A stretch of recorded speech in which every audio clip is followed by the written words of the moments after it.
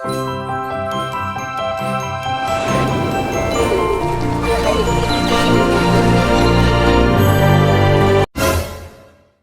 few moments later.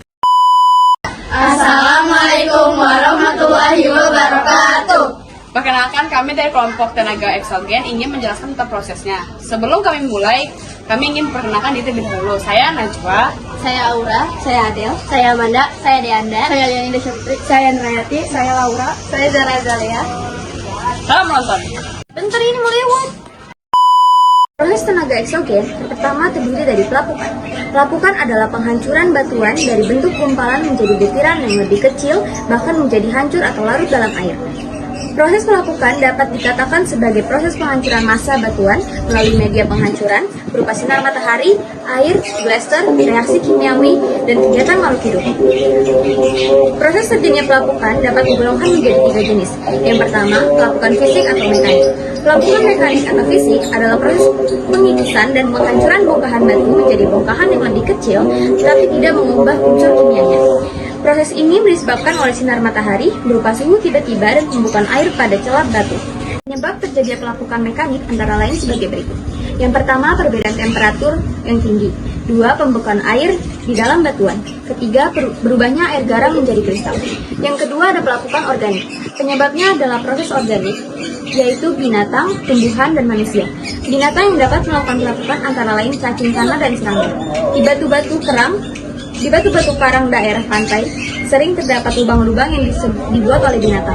Pengaruh yang disebabkan oleh tumbuh-tumbuhan ini dapat bersifat mekanik atau kimiawi. Pengaruh sifat mekanik yaitu perkembangan akar tumbuhan-tumbuhan di dalam tanah yang dapat merusak tanah di sekitarnya. Pengaruh zat kimiawi yaitu berupa zat asam yang dikeluarkan oleh akar-akar yang menghisap garam makanan. Zat asam ini merusak batuan hingga garam-garaman mudah diserap oleh akar. Manusia juga berperan dalam pelapukan melalui aktivitas penebangan pohon, pembangunan maupun penebangan. Yang ketiga, ada pelapukan kimiawi.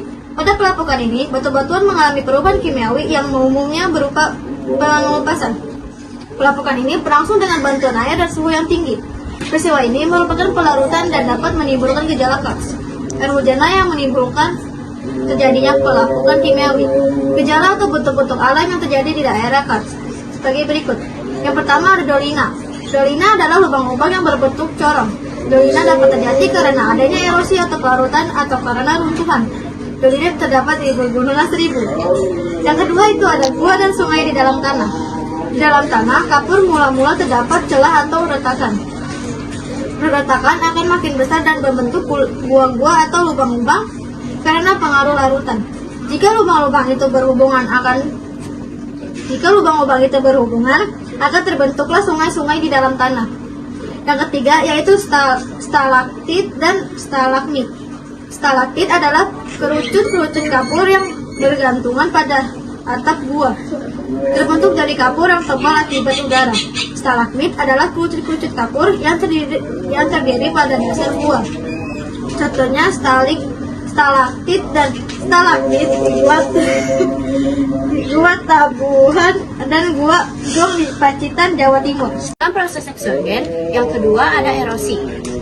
Erosi adalah pengikisan oleh media yang bergerak seperti air sungai, angin, gelombang laut, atau glaster.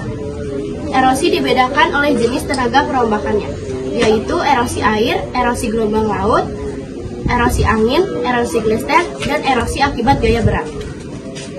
Yang pertama ada erosi oleh air. Erosi oleh air adalah erosi yang disebabkan oleh air atau hujan jika tingkat curah hujan berlebihan sedemikian rupa sehingga tanah tidak dapat menyerap air hujan, maka terjadilah genangan air yang mengalir kencang. Aliran air ini sering menyebabkan terjadinya erosi yang parah karena dapat mengikis lapisan permukaan tanah yang dilewatinya, terutama pada tanah yang gundul. Proses pengikisan oleh air yang mengalir terjadi dalam 4 tingkatan yang berbeda sesuai dengan kerusakan tanah atau batuan yang terkena erosi, yaitu sebagai berikut. Yang pertama ada erosi percik. Erosi percik yaitu proses pengikisan oleh percikan air hujan yang jatuh ke bumi. kiri.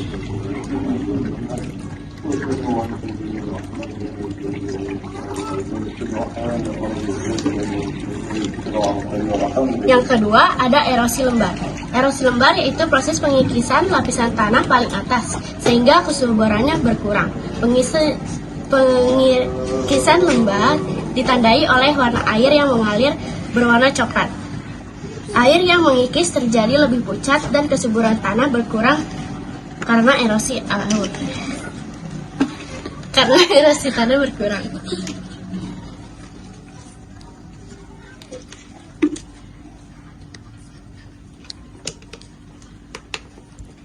Yang ketiga, erosi alur merupakan kelanjutan dari erosi lembar. Ciri khas erosi alur adalah adanya alur-alur pada tanah sebagai tempat pengaliran air kayak gini ya. Yang keempat ada erosi parit.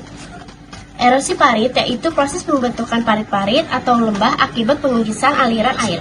Bila erosi parit terus berlanjut, maka luas lahan kritis dapat meluas pada tanah kayak gini ya, jadi mengikis. Kedua, erosi gelombang air laut. Erosi oleh air laut merupakan pengisian yang terjadi di pantai oleh pukulan gelombang laut yang terjadi secara terus-menerus terhadap dinding pantai. Akibat diterjang gelombang secara terus-menerus mengakibatkan atap goa runtuh yang ditimbulkan oleh abrasi, yaitu dinding pantai yang curam terlekukan pada dinding tebing goa pantai atau batu layar serta gunung di pantai.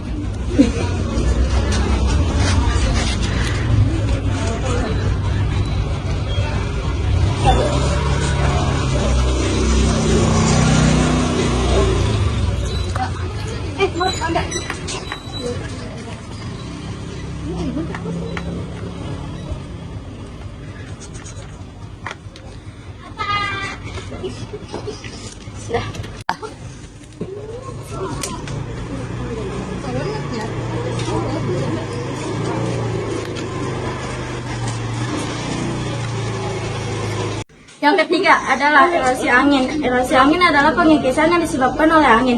Hembusan angin kencang yang terus-menerus di daerah yang tandus dapat memindahkan partikel-partikel halus bantuan di daerah tersebut, sehingga membentuk suatu formasi, misalnya bukit-bukit pasir di gurun atau pantai.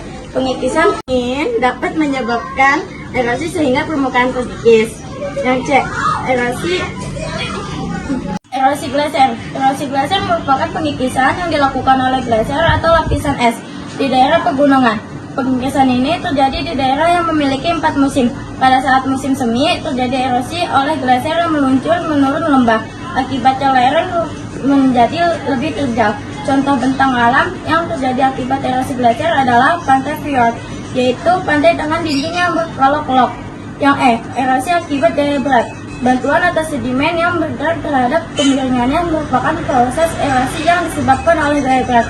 Erosi ini akan berlangsung sangat cepat sehingga dapat menimbulkan bencana longsor.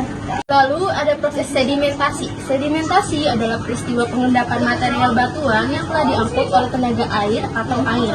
Proses sedimentasi atau pengendapan ini dapat dikelompokkan berdasarkan tenaga pengusutnya, yaitu yang pertama melalui pengendapan air atau yang kita sebut akuantik.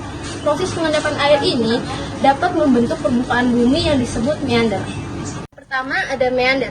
Meander adalah sebuah sungai yang berkelok-kelok terbentuk karena adanya proses pengendapan sungai yang dimulai dari sungai bagian hulu, tetapi meander biasanya terbentuk pada sungai bagian hilir, yang dimana pengikisan dan pengendapan terjadi secara berturut-turut dan terus-menerus. Proses yang akan menyebabkan kelokan sungai terpotong dari aliran sungai sehingga terbentuk Oxbow Lake.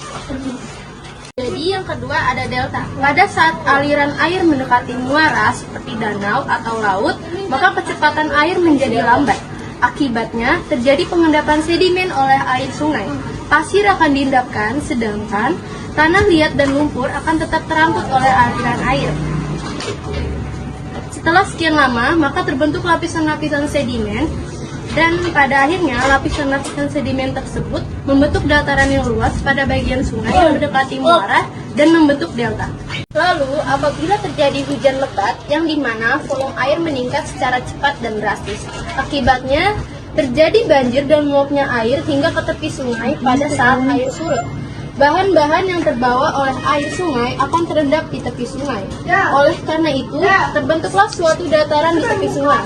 Timbulnya material yang tidak halus atau yang biasa kita sebut kasar pada tepi sungai yang mengakibatkan tepi sungai lebih tinggi dibandingkan dataran banjir yang terbentuk. Bentang alam inilah yang disebut dengan bawah alam. Dua, ada pengendapan air laut atau sedimen marine. Proses pengendapan oleh air laut akan membentuk permukaan bumi seperti sprit dan tombolo. Pengendapan air laut dikarenakan adanya gelombang laut. Bentang alam hasil pengendapan air laut antara lain adalah pesisir, sprit, tombolo, dan penghalang pantai.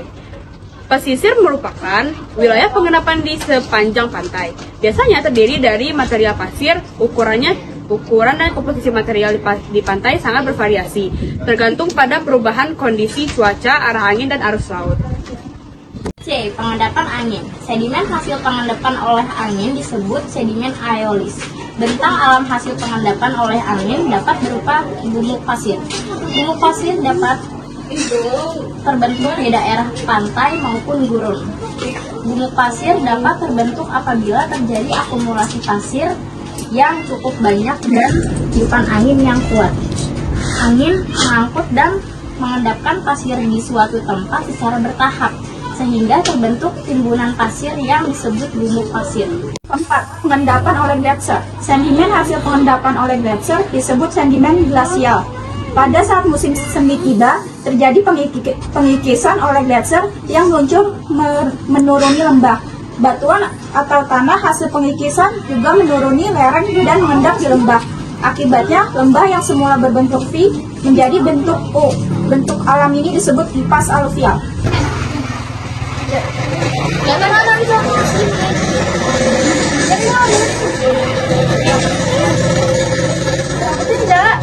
Nah, ini ya. 1, 2, 3. Sekian dari kami. Terima kasih. Assalamualaikum warahmatullahi wabarakatuh. Kalian nggak mau foto apa? Hai. Hai. Hai. Hai. Hai. Halo. Hai. Penghancuran batuan dari bentuk gumpalan menjadi butiran yang lebih kecil.